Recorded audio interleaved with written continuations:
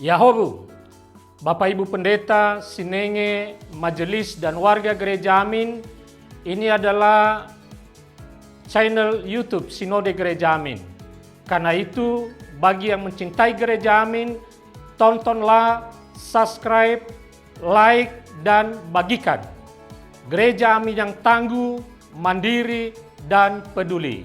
Tuhan Yesus memberkati.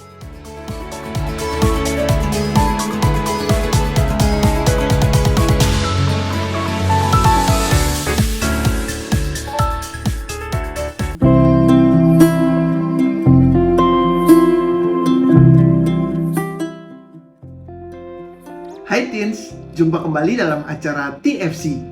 Kali ini kita akan menyimak tulisan Pendeta Ujun Junaidi dalam buku renungan Teens for Christ dengan judul Kaderisasi, berdasarkan Kisah Para Rasul pasal 1 ayat 1-8. Bersama saya, Sema Krisnawiata Aji, Kader Pendeta GKI. Sebelum kita merenungkan firman Tuhan, mari kita berdoa bersama-sama. Tuhan, kami bersyukur atas segala cinta kasih-Mu dalam kehidupan kami. Sebentar kami akan merenungkan firman-Mu ya Tuhan. Mampukan setiap kami untuk dapat mendengarkan, menyimak, serta melakukan firman-Mu dalam kehidupan kami sehari-hari. Di dalam nama Tuhan Yesus, Sang Juru Selamat kami telah berdoa dan memohon. Amin.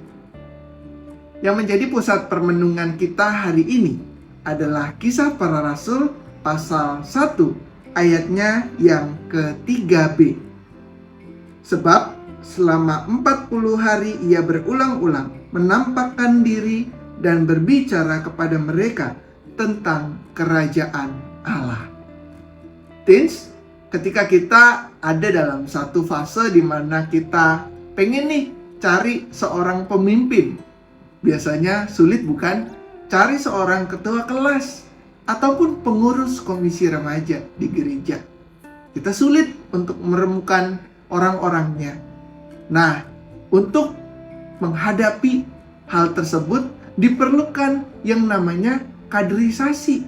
Kaderisasi adalah sebuah proses, cara, perbuatan mendidik atau membentuk seseorang menjadi kader, yaitu orang yang diharapkan akan memegang peran yang penting dalam satu organisasi ataupun komunitas. Nah, sebelum mengutus para murid-muridnya, ketika itu Yesus mempersiapkan murid-muridnya. Kisah Para Rasul mencatat bahwa selama 40 hari Tuhan Yesus berulang-ulang menampakkan diri dan berbicara kepada murid-muridnya tentang kerajaan Allah. Melalui cara ini, Tuhan Yesus mengajar dan melakukan kaderisasi kepada mereka. Sebab merekalah yang menjadi saksi-saksi Kristus dalam memberitakan Injil Kerajaan Allah ke berbagai tempat.